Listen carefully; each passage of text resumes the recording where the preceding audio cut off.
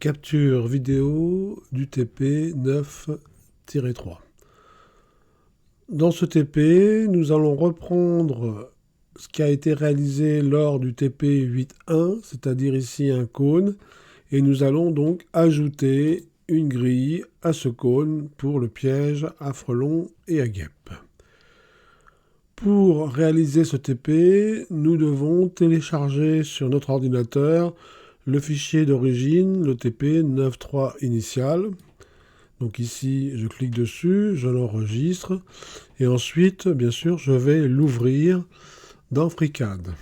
Et tout de suite, bien sûr, je vais l'enregistrer sous le nom, ici, TP 9.3. Pour construire cette esquisse, nous allons utiliser l'atelier Draft. Donc ici, je vais masquer Polyparten et je vais ouvrir l'atelier Draft. Ici, je choisis le plan du haut et je vais choisir ici une vue de dessus. Je vais commencer par construire ici deux lignes dans l'espace de construction. Donc ici, je clique sur ce bouton pour basculer dans le mode construction. Et je vais donc ici construire deux lignes à partir des coordonnées. Pour le point A, ici j'ai -8, ici 2,78 et je clique sur le bouton Entrer un point. Donc on voit ici le point qui a été créé. Et je vais maintenant saisir les coordonnées du point B. Donc ici, je saisis 8. Donc attention, ne pas saisir +8, mais bien 8. Et ici, l'ordonnée 2,78. Et je clique bien sûr sur le bouton Entrer un point. Donc je viens ici de construire une première ligne AB à partir des coordonnées. Je vais construire maintenant une ligne CD, toujours à partir des coordonnées. Donc je saisis à nouveau la commande ligne. Et ici, je vais saisir les coordonnées du point. Donc ici, -3 en X,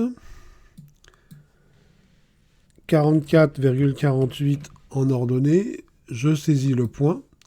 Donc on voit ici le point qui a été créé. Et pour le deuxième point, je vais saisir 3 et plus toujours 44,48.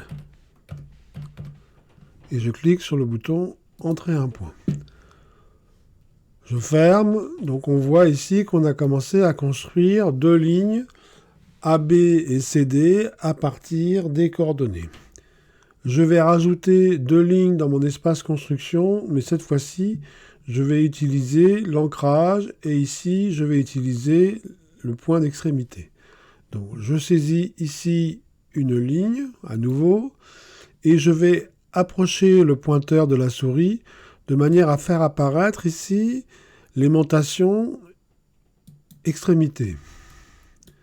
Et ici, même chose. Et je vais répéter l'opération avec une autre ligne ici entre le point ici, B, et ici, le point D. Je referme. J'ai donc ici construit 4 lignes de construction correspondant aux lignes AB, CD et les droites ici AC et les lignes BD. Je vais maintenant construire un réseau orthogonal de lignes. Donc je vais sélectionner ici la ligne AB et je vais cliquer ici sur le bouton réseau orthogonal.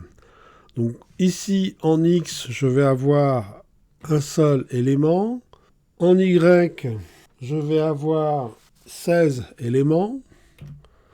En Z, un seul. Au niveau des coordonnées de l'intervalle en X, ici 0, 0, 0. En Y, 0 et ici 2,78. En Z, 0 et sur Y, 0, 0, 0. Ici, je valide et ça me crée donc ici un réseau de lignes horizontales. Je vais maintenant construire les polylignes qui vont servir à mon esquisse. Donc ici, je vais quitter le mode construction. Je vais sélectionner ici la commande polyligne et je vais ici me servir du mode d'accrochage extrémité et ici intersection. Donc, je zoome et je vais donc ici créer une première polyligne. Donc ici, j'ai le mode d'accrochage extrémité, extrémité, ici intersection, intersection et je termine. Ici, je viens de créer une première polyligne. Si je masque ici et si je masque ici, on voit ici cette première polyligne. Je vais bien sûr devoir en construire 7 autres. Donc, je sélectionne ici la commande polyligne et je vais créer ici ma deuxième polyligne. Donc, intersection.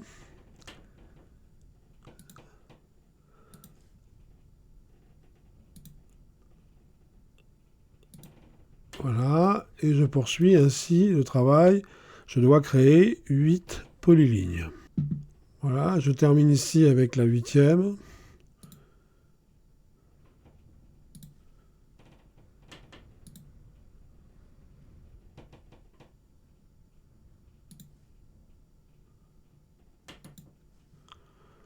Je referme. Ici, je peux masquer les dossiers de construction.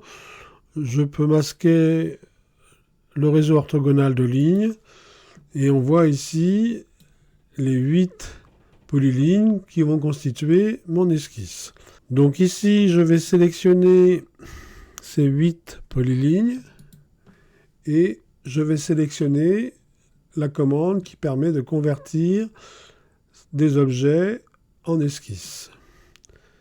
J'ai ici maintenant une nouvelle esquisse qui a été créée dans mon modèle. Alors, je vais quitter l'atelier Draft pour revenir à l'atelier Part Design. Ici, je vais faire réapparaître Polar Pattern, qui correspond en fait ici à mon cône. Je vais masquer les différentes polylignes qui m'ont servi à construire mon esquisse pour ne faire apparaître que l'esquisse. Cette esquisse, je vais bien sûr la glisser dans le corps de mon modèle. Je vais maintenant, bien sûr, attacher cette esquisse à un plan de référence. Donc ici, je vais choisir une génératrice extérieure du code. Je crée ici un plan de référence qui est normal à l'arête. Et ici, je vais faire une rotation de 90 degrés pour rendre ce plan tangent au cône. Je valide. Je vais sélectionner ce plan de référence et je vais tout simplement appliquer la commande « Ancrer une esquisse » et je choisis bien sûr ici l'esquisse Sketch 002.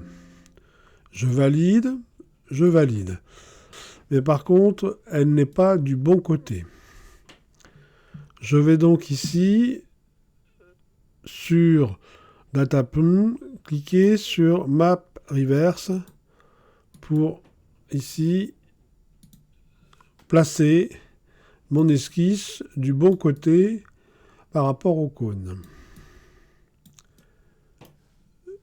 Je vais ici maintenant masquer ce plan de référence dont je n'ai plus besoin.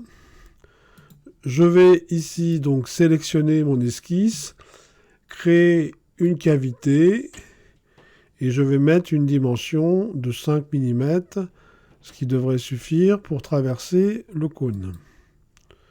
Je valide.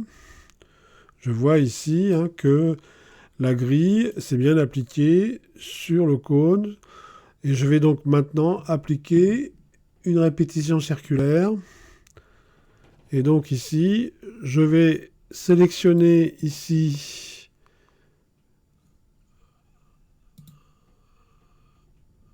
mon Pocket. Je vais utiliser l'axe Z et je vais ajouter ici 8 occurrences. Je valide. Je referme. Fin de la capture vidéo du TP 9-3.